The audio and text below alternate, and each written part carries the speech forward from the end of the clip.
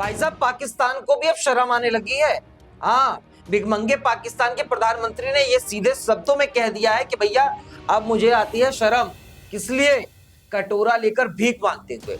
दोस्तों, इतिहास गवाह है कि पाकिस्तान ने जितने आईएमएफ के लिए लोन एप्लीकेशन भरे हैं उतने किसी स्टूडेंट ने एमबीए के लिए फॉर्म नहीं भरे हैं। कहते ना कि हे भगवान सब देना लेकिन गरीबी पाकिस्तान के जैसा मत देना, गरीब बना भी देना लेकिन बेशर्मी पाकिस्तान की तरह मत देना। हाँ, हर बार कटोरा लेकर भीख मांगने वाला पाकिस्तान बेशर्मी और निर्लज्जता की हर पराकाष्ठा को पार कर चुका है।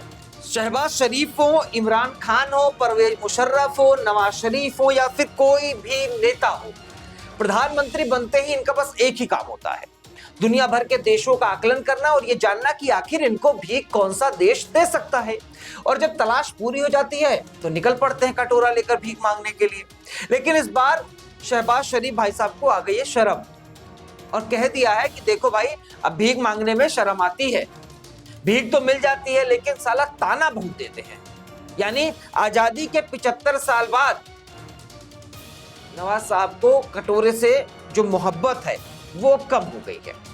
तो दोस्तों, आज हम आपको ऐसे मुल्क लेकर चलते हैं, ऐसे मुल्क के दास्तान बताते हैं जहां बजट से ज्यादा उधारी है और उम्मीद से ज्यादा आईएमएफ का डर होता है। हाँ, हम बात कर रहे हैं पाकिस्तान की, जिसका जिक्र हम ऊपर कर रहे थे। क्वेटा में कमांड एंड स्टाफ कॉलेज में सैनिकों को संबोधित करते हुए शहबाज शरीफ कहते हैं कि भैया कटोरा लेकर भीख मांगने के लिए नहीं जा पाऊंगा, क्योंकि जो भीख देते हैं वो कहते हैं कि खुद कमा लो।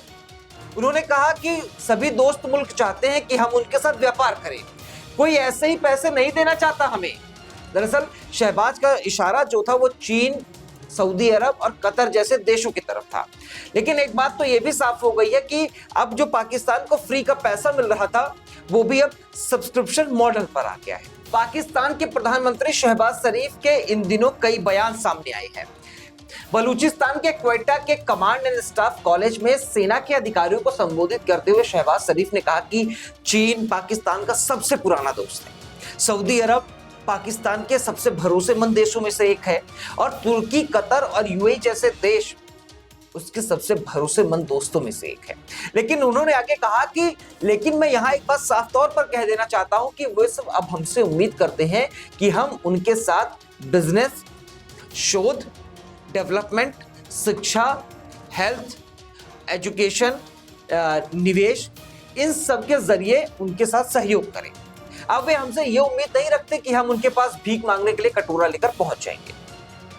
आपको बता दें कि शहबाज शरीफ हाल ही में 25 से 29 मई तक तुर्की, ईरान, अजरबैजान और तजाकिस्तान के दौरे से लौटे हैं।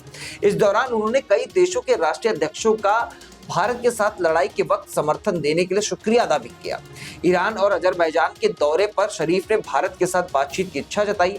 उन्होंने ये भी कहा कि वो चाहते हैं कि भारत और पाकिस्तान कश्मीर, आतंकवाद और पानी के मुद्दे पर बातचीत करें। बहरहाल, पाकिस्तान की जो हालत है वो उस स्टूडेंट की जैसे हो गई है जो हर बार बोलता है कि साहब इस बार सीरियसली पढ़ूंगा, लेकिन सेमेस्टर एंड होने पर फिर से उसी सब्जेक्ट में बैक लग जाती है। तो ये सवाल है कि कटोरा साइड में अगर पाकिस्तान ने रख दिया तो उसके हाथ में क्या बचेगा, क्योंकि सिर्फ बोलने से तो रोटी बनती नहीं है और ना ही एटमी ताकत से पेट भरता है। और पाकिस्तान ये कहता रहता है कि भीख नहीं मांगूंगा, लेकिन उधार तो पाकिस्तान लेता ही रहेगा ना। अगर आपको भी लगता है कि पाकिस्तान की अर्थव्यवस्था नेटफ्लिक्स से सब्सक्रिप्शन से ज्यादा अनस्टेबल है तो वीडियो को लाइक कीजिएगा, चैनल को सब्सक्राइब कीजिएगा और अपनी राय जो है वो कमेंट बॉक्स में जरूर बताइएगा।